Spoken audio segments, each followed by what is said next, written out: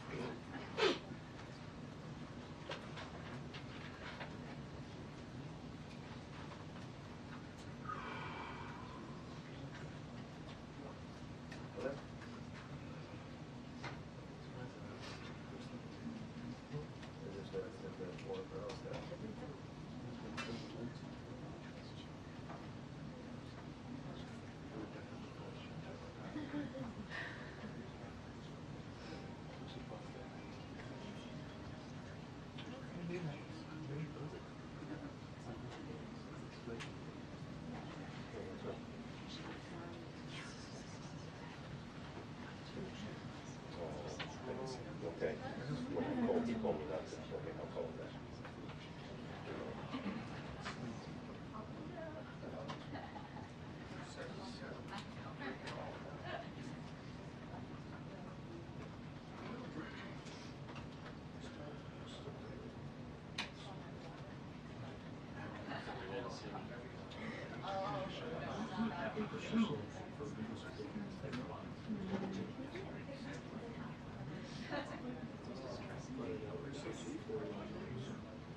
Nope.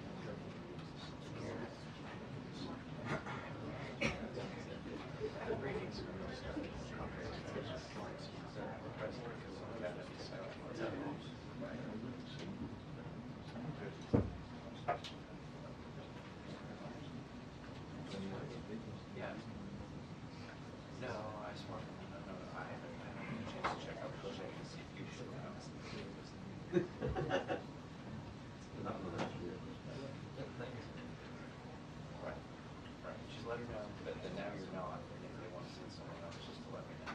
Otherwise, I need to change my plans. All right, all right. 2-minute warning. We have a 2-minute warning. 2-minute warning. NBC 2-minute warning. That's a 2-minute warning to the president. Yeah.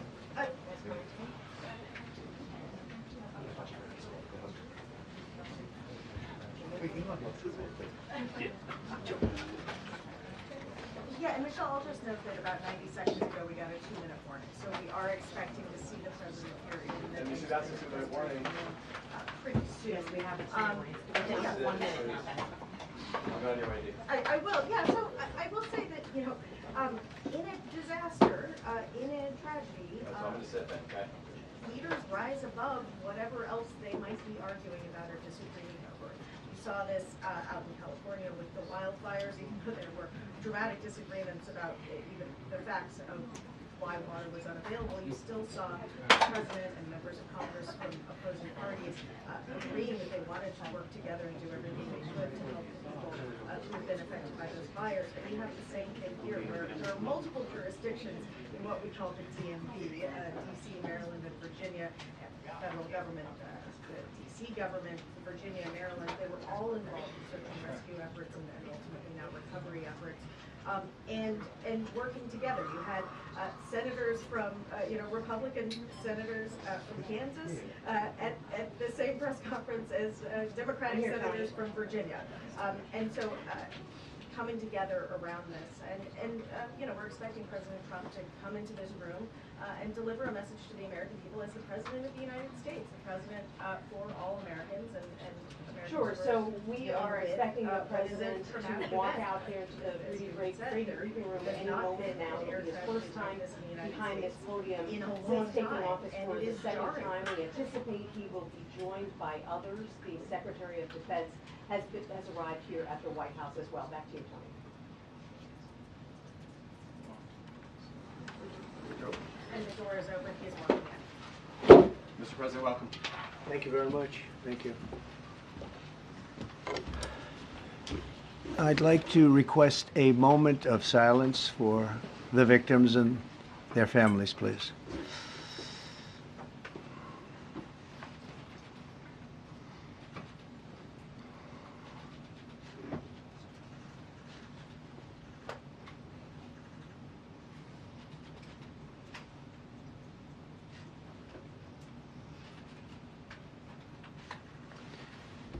Thank you very much.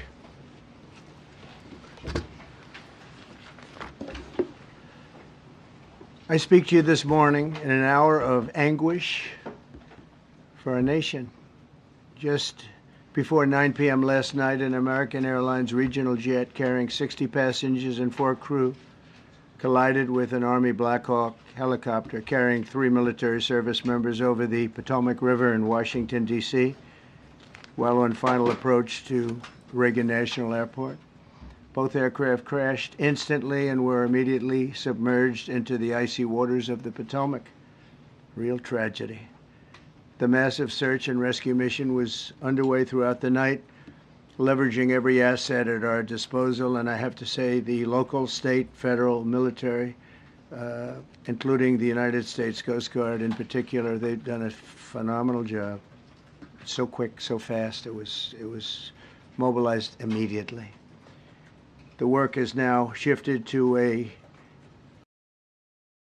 mission. Sadly, there are no survivors. This was a dark and excruciating night in our nation's capital and in our nation's history, and a tragedy of terrible proportions. As one nation, we grieve for every precious soul that has been taken from us so suddenly, and we are a country of we are in mourning. This is really shaken a lot of people, including people very sadly from other nations who were on the flight. For the family members back in Wichita, Kansas, here in Washington, D.C., and throughout the United States and in Russia, we have a Russia contingent, some very talented people, unfortunately, were on that plane. Very, very, very sorry about that. Whose loved ones were aboard the passenger jet.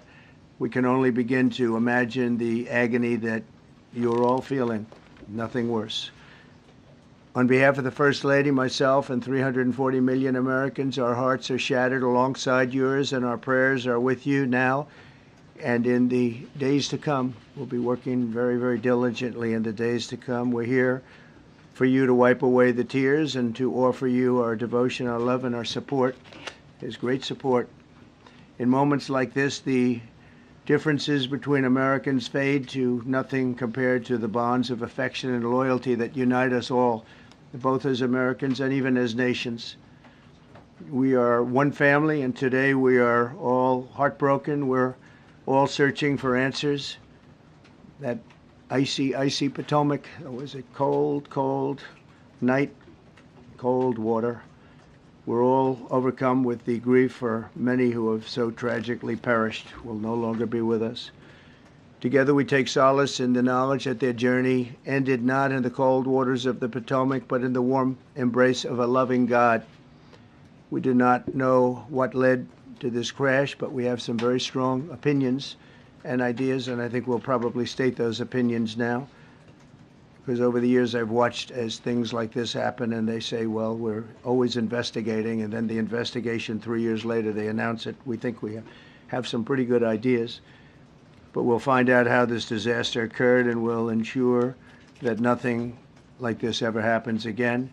The FAA and the NTSB and the U.S. military will be carrying out a systematic and comprehensive investigation. Our new Secretary of Transportation, Sean Duffy, his second day on the job when that happened. It's a rough one. We'll be working tirelessly. He's a great gentleman. The whole group these are great people, and they are working tirelessly to figure out exactly what happened. We will state certain opinions, however. I'm also immediately appointing an acting commissioner to the FAA, Christopher Rocheleau, a 22-year veteran of the agency, highly respected. Christopher, thank you very much. Appreciate it. We must have only the highest standards for those who work in our aviation system. I changed the Obama standards from very mediocre at best to extraordinary. You remember that. Only the highest aptitude, they have to be the highest intellect and psychologically superior people were allowed to qualify for air traffic controllers. That was not so prior to getting there. When I arrived in 2016, I made that change very early on because I always felt this was a job that, and other jobs too, but this was a job that had to be superior intelligence, and we didn't really have that, and we had it. And then when I left office and Biden took over, he changed them back to lower than ever before. I put safety first. Obama, Biden, and the Democrats put policy first. And they put politics at a level that nobody's ever seen, because this was the lowest level. Their policy was horrible, and their politics was even worse. So as you know, last week, long before the crash, I signed an executive order restoring our highest standards for air traffic controllers and other important jobs throughout the country. So it was very interesting.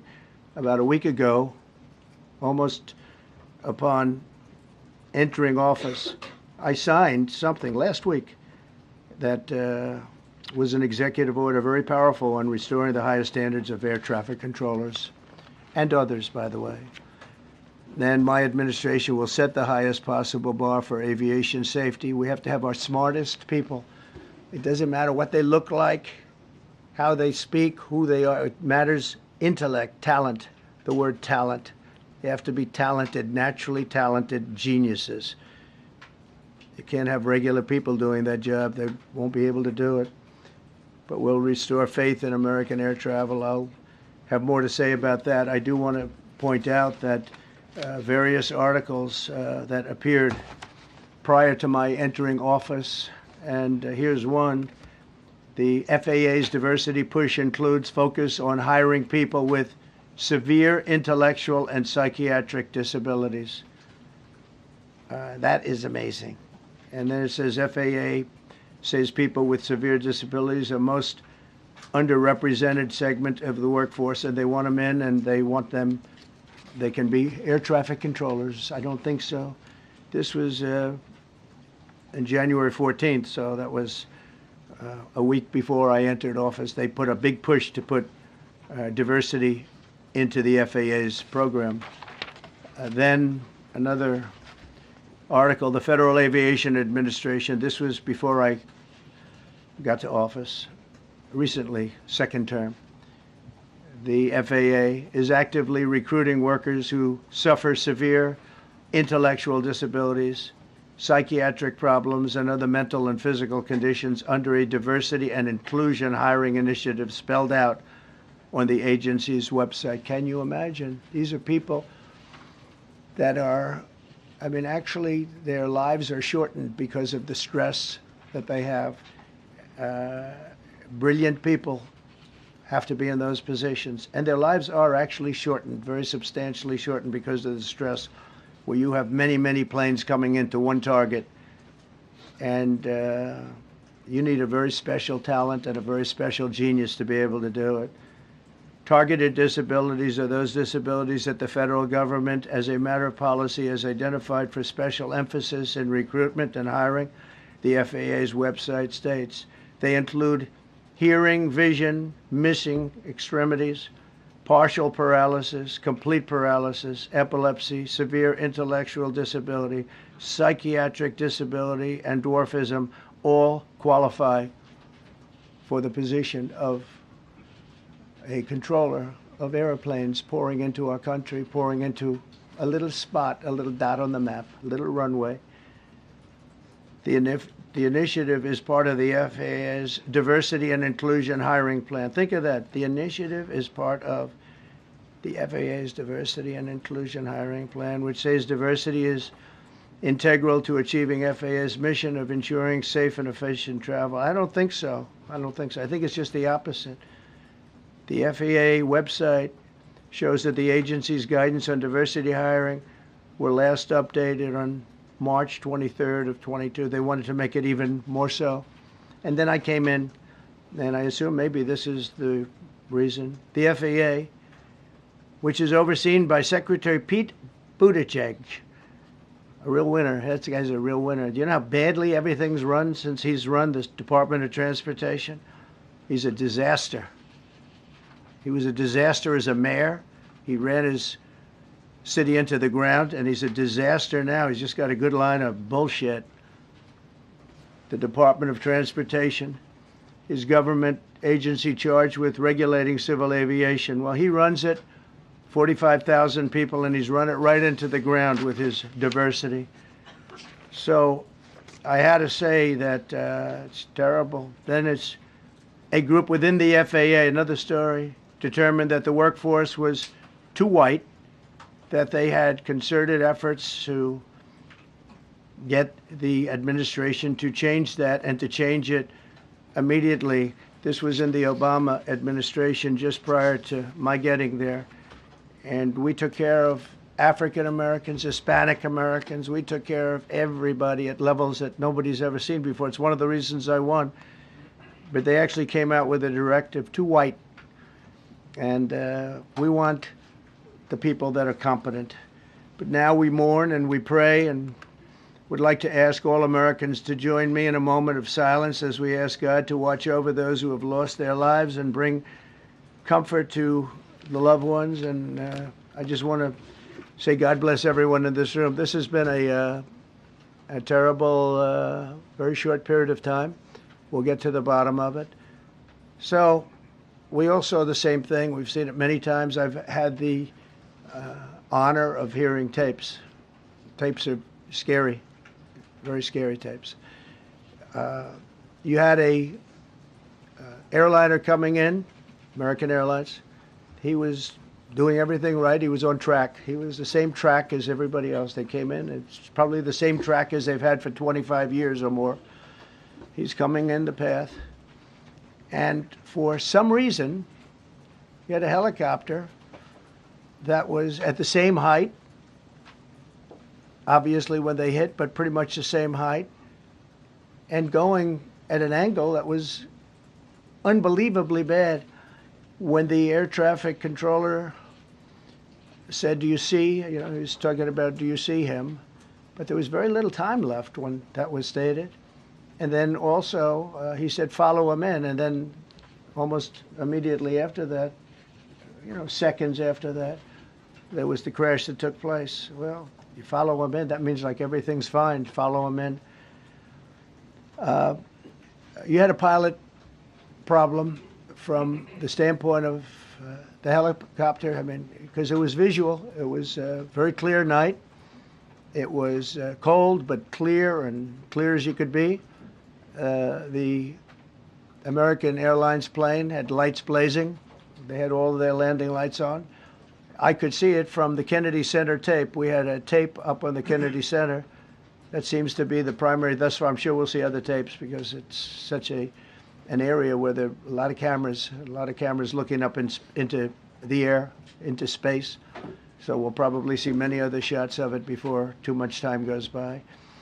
But we had a situation where you had a helicopter that had the ability to stop. I have helicopters. You can stop a helicopter very quickly. It had the ability to go up or down. It had the ability to turn. And the turn it made was not the correct turn, obviously. It did somewhat the opposite of what it was told. We don't know that would have been the difference because the timing was so tight. It was so little. There was so little time to think. But what you did have is you had vision. The helicopter had vision of the plane because you had vision of it all the way, perfect vision of it all the way from at Kennedy Center where the tape was taken. And for some reason, there weren't adjustments made. Again, you could have slowed down the helicopter substantially. You could have stopped the helicopter. You could have gone up. You could have gone down. You could have gone straight up, straight down. You could have turned. You could have done a million different maneuvers. For some reason, it just kept going and then made a slight turn at the very end, and by that time it was too late. They shouldn't have been at the same height, because if it was at the same height, you could have gone under it or over it, and nobody realized, or they didn't say that it's at the same height. At the same height, it still wouldn't have been great, but you would have missed it by quite a bit. It could have been 1,000 feet higher. It could have been 200 feet lower, but it was exactly at the same height, and somebody should have been able to point that out. So all of this is going to be studied, but it just seems to me, from a couple of words that I like to use, the words common sense, some really bad things happened, and some things happened that shouldn't have happened. So you had a helicopter going in an identical direction. You had a helicopter that was at the exact same height as somebody going in essentially the opposite direction. You had a plane that was following a track, which is a track that every other plane followed. And I don't imagine, I know I've heard today that they might have been following the preceding plane, which was pretty close, but not that close, the preceding plane. But you wouldn't have even been able to see that because of the direction that the helicopter was coming in at. So you had a confluence of bad decisions that were made, and you have people that lost their lives, violently lost their lives. We're going to take a few questions. I'd like to ask our new Secretary of Transportation to say a few words. Sean Duffy, great gentleman, just started. It's not your fault, and I know you agree with me very strongly on intellect and even psychological well-being of the air traffic control. It's such an important position, and I think I can't emphasize stronger. I changed it when I first ran in 2016. I changed it. We had the highest standard that you could have, and then they changed it back. That was Biden, to a standard I read it to you. That was from one of your papers. One of the people in this room actually wrote that. And then I changed it back a few days ago. And unfortunately, we'll see. We don't know that necessarily it's even the controller's fault. But one thing we do know, there was a lot of vision, and people should have been able to see that You know, at what point do you stop? At what point do you say, wow, that plane's getting a little bit close? So this is a tragedy that should not have happened. Please, sir. Thank you, Mr. President. And I would just note the President's leadership has been remarkable during this crisis. We have had a whole of government response, local, state, federal, and when you see that kind of cooperation, it begins with the leadership in this body. So thank you for that, Mr. President. You make our jobs a lot easier. You made an important point that when we deal with safety, we can only accept the best and the brightest in positions of safety that impact the lives of our loved ones, our family members. And I think you make a really important point on that, Mr. President. That is the motto of your presidency, the best and the brightest, the most intelligent coming into these spaces. I want to take a moment and extend my condolences to the families of the loved ones. We commit to them that we are going to get to the bottom of this investigation, not in 3 years, not in 4 years, but as quickly as possible with the NTSB, who is here today, as well as the FAA. What happened yesterday shouldn't have happened. It should not have happened. And when Americans take off in airplanes, they should expect to land at their destination. That didn't happen yesterday. That's not acceptable. And so we will not accept excuses. We will not accept passing the buck.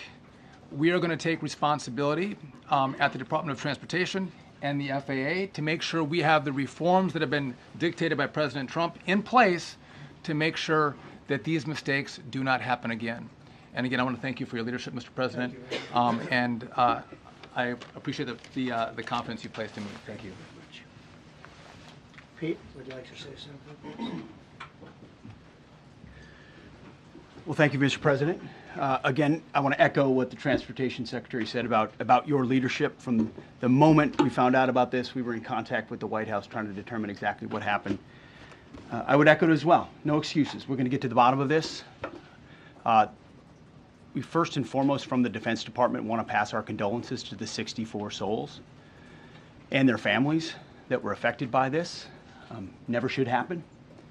And certainly the 3 service members, the 3 soldiers, a young captain, staff sergeant, and CW2, Chief Warrant Officer, on a routine annual retraining of night flights on a standard corridor for a continuity of government mission. The military does dangerous things. It does routine things on the regular basis. Tragically, last night, a mistake was made. And I think the president is right. There was some sort of an elevation issue that we have immediately begun investigating at the DoD and Army level. Army CID is on the ground investigating. Top-tier aviation assets inside the DoD are investigating, sir, to get to the bottom of it so that it does not happen again, because it's absolutely unacceptable. But I want to echo what the Transportation Secretary and you, Mr. President, said, because it pertains to the DoD as well. We will have the best and brightest in every position possible. As you said in your inaugural, it is colorblind and merit-based. The best leaders possible, whether it's flying Blackhawks and flying airplanes, leading platoons, or in government. The era of DEI is gone at the Defense Department, and we need the best and brightest, whether it's in our air traffic control, or whether it's in our generals, or whether it's throughout government. So thank you for your leadership and courage on that, sir, and we'll stand by you on it. Thank you. Very much. JD, please. Well, thank you, Mr. President, for your leadership. I just want to reemphasize something the President said, and you've heard from the Secretary of Transportation and of Defense. There really was a whole of government response. We were all on the phone. We were all communicating yesterday, trying to get to the bottom of this immediately, but also try to communicate with the American people about what happened. Something the President said that I think bears reemphasizing, which is that when you don't have the best standards in who you're hiring, it means, on the one hand, you're not getting the best people in government, but on the other hand, it puts stresses on the people who are already there.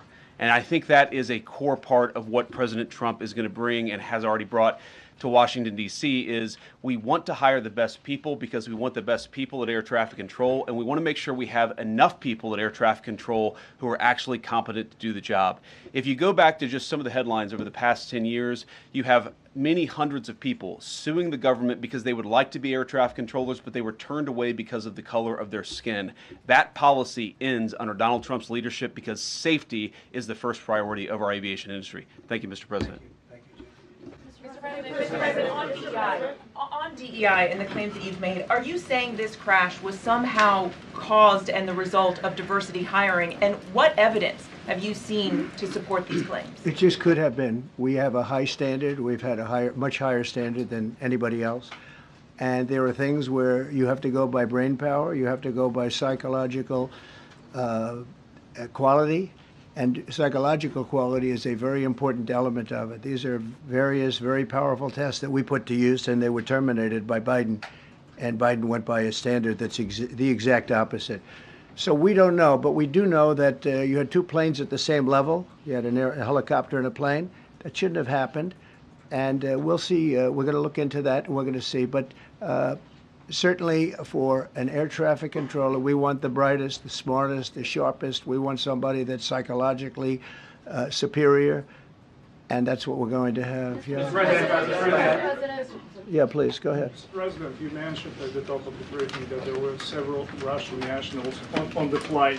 Yes. Will the U.S. government be willing to facilitate the transfer of their remains, considering the fact there is no direct air travel between the two countries? We've already been in contact with Russia, and the answer is yes, we will facilitate. Yes. Please, go ahead. Thank you, Mr. President. The situation in the Democratic Republic of the Congo is getting worse, even though President John Lorenzo has been mediating the conflict between Rwanda and the Democratic Republic of the Congo because he wants to bring peace and stability. The situation is really bad right now. I want to hear from Ms. President if you have any plan in the future to bring peace in the Democratic Republic of the Congo. You're asking me a question about Rwanda, and it is a very serious problem. I agree, but I don't think it's appropriate right now to talk about it. But it is a very serious problem. Mr. President, we don't even yet know the names of the 67 people who were killed, and you are blaming Democrats and DEI policies and air traffic control, and seemingly the member of the U.S. military who was flying that Blackhawk helicopter. Don't you think you're getting ahead of the investigation right now? No, I don't think so at all. I don't think with the names of the people. You mean the names of the people that are on the plane? You think that's going to make a difference? Does it comfort their families They to are hear you a blaming group of DEI people that have policies? lost their lives. If you want a list of the names, we can give you that. We'll be giving that very soon. We're in coordination with American Airlines. We're in coordination very strongly, obviously, with the military. But I think that's not a very smart question. But are you I'm blaming- surprised coming from you. Are you blaming Please. Thank you. Please. Thank you, President Trump. Thank you for being here. Based on your analysis so far, do you have a sense of who was at fault, if it was the plane, the helicopter, air traffic control, and can you assure people that it is safe to fly in and out of D.C.? Well, I've given you the analysis, and the analysis was it was based on vision. You had a lot of people that saw what was happening. You had some people that knew what was happening. There was some warnings, but the warnings were given very, very late. You know, those warnings were given very late. It was almost as they were given. A few seconds later, there was a crash. It should have been brought up earlier. But the people in the helicopter should have seen where they were going. I can't imagine people with 20/20 vision not seeing, you know, what's happening up there. Again, they shouldn't have been at the same height. You're going in reverse directions or sideways directions. Obviously, you want to be at different heights. I see it all the time when I'm flying. You have planes going in the opposite. They're always lower, we're higher, or so if somehow there's a screw up, there's not going to be a tragedy. It'll be close, but you know, there's never going to be a tragedy if you're at a different elevation. For whatever reason, they were at the same elevation. And also, from the American Airlines standard, he's along the track that every plane is along. You say, what was a helicopter doing in that track? It's very sad. But visually, somebody should have been able to see and taken that helicopter out of play, and they should have been at a different height. Thank you, sir. You mentioned the Russians that were on board that plane. What other nationalities were on board that passenger? There were a couple of others. We're going to be announcing it in about an hour. We have some very specific information. We're calling the countries. We've spoken to most of them, but there were some other countries represented. Spoken to President Putin? I have not, no. Mr. President, on your executive order, Not about this. on your executive order, you've already issued an executive order you say will restore aviation safety. Right. This crash happened after that. Was the executive order successful, and what more needs to change to keep people safe? Well, you know, we issued it 3 days ago, and we're in the process of making those changes. This is something that should have been done a long time ago. Actually, my original order should have never been changed, and I think maybe you wouldn't have had this problem. Maybe. Yeah, please, go Yes, ahead. thank you. We see like everyday life that very often those diversity hires cause sometimes issues, as you just mentioned. So what plan do you have? Are we going to see some fire? Are you going to fire some of those diversity hire in the federal government? What plan do you have? I would say the answer is yes. If we find that people aren't mentally competent, you see the language. The language is put out by them. And if you see that, I'm not going to bore you by reading it again, but these are not people that should be doing this particular job. They'd be very good for certain jobs, but not people that should be doing this particular job.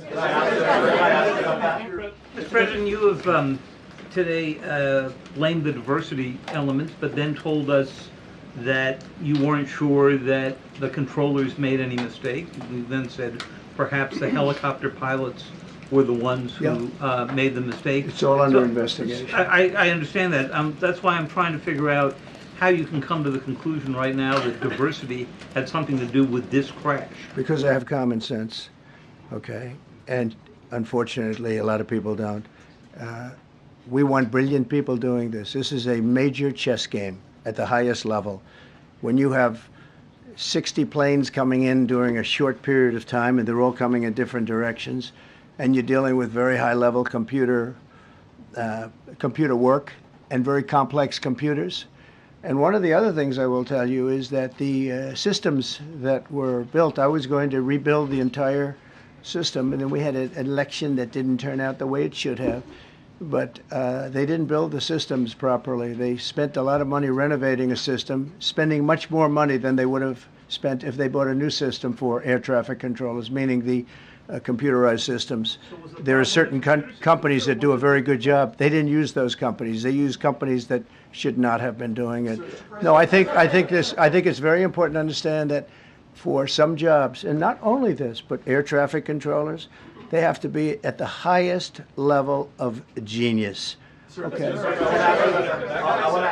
I want to ask you about the ice skaters in a moment because the U.S. ice skating community was affected. But first, if I can, the cited FAA text that you read is real. But the implication that this policy is new or that it stems from efforts that began under President Biden or the Transportation Secretary Pete Buttigieg is demonstrably false. It's been on the FAA's Who said website. That, you? No, it's on the website, the FAA's website. It was there in 2013. It was there for the Take entirety. a look, what I read. It was there for the entirety of your administration Nice and too. easy. So my question is, why didn't you change the policy during your first I administration? did change it. I changed the Obama policy, and we had a very good policy. And then Biden came in, and he changed it. And then when I came in 3 days ago, I signed a new order bringing it to the highest level of intelligence. Okay. It was on the website. Please. Quiet. Thank you, Mr. Welcome President. back to the. I'm sorry. You mentioned that a vision was probably the problem that was at issue in this crash. There's been some reports that one of the pilots in the helicopter may have been using night vision equipment. Was there any I heard indication? that. We don't know. We're going to know that pretty soon. It may change your view plane if you do have the night vision. So it's very possible that could have happened. That would be maybe a reason why you wouldn't actually see as well as on a clear night. You can see sometimes better without it. I have a couple of more. Mr. President, is it helpful to have your Secretary of Transportation confirmed, and does this intensify your interest in getting other nominees confirmed quickly? Go to what? Is it helpful to have your Secretary of Transportation confirmed, and does this intensify your interest in getting other nominees confirmed quickly as well? Well, sure. We want fast confirmations, and the Democrats, as you know, are doing everything they can to delay them. They've taken too long. We're struggling to get very good people that everybody knows are going to be confirmed, but we're struggling to get them out faster. We want them out faster. It's a good question, actually. We've been pushing Sean. Everyone knows Sean for a long time. He got many, many Democrat votes, but they want to take as long as they can. They ask questions like some of the questions that Peter would ask that were totally irrelevant and not very good questions, but they want to just keep it going. They want to keep it going as long as possible. I was very honored, actually, that you got so many Democrat votes. That was really good. That was really good. When I try to meet with the families, and second question, is it your impression that military training that was done during that time? The what? The training that the helicopter was involved in. Is it anything you can tell us about You that? don't know. These are the things that will come up with the investigation. You don't know. But the helicopter obviously was in the wrong place at the wrong time, and a tragedy occurred. Please. Thank you, Mr. President. I've got a question about the... No, go ahead, please. Thank you, Mr. President. You've been critical of the current regulations, and you've called for big reforms at FAA. I'm curious, sir, Well, I made the reforms, actually. What is your message? 3 days ago, I made them. Yes, sir. What is your message then to the American public in the weeks and months ahead? Should they feel hesitant to fly? And if you could clarify perhaps something that the Defense Secretary said when he said that this helicopter was on a continuity of government mission? I don't know what that refers to, but they were practicing. They do that. They call it practicing, and they were, and that's something that should be done. It's only continuity in the sense that we want to have very good people, and that has to be in continuity, and that's what they refer to. But it was basically practice, and it was a practice that worked out very, very badly. Okay.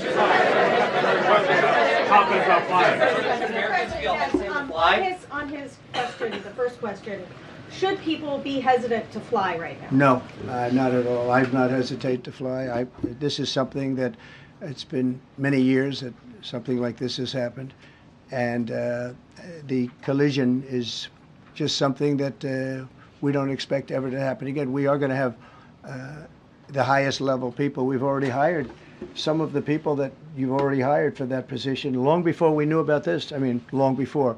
From the time I came in, we started going out and getting the best people because I said it's not appropriate what they're doing. I think it's a tremendous mistake. You know, they like to do things and they like to take them too far, and this is sometimes what ends up happening. Now, with that, I'm not blaming the controller. I'm saying there are things that you could question, like the height of the helicopter, the height of the plane being at the same level and going in opposite directions. It's not a positive. But no, we're already hiring people. No, flying is very safe. We have the safest flying anywhere in the world, and we'll keep it that way. Thank you all very much. Thank you very much, everybody.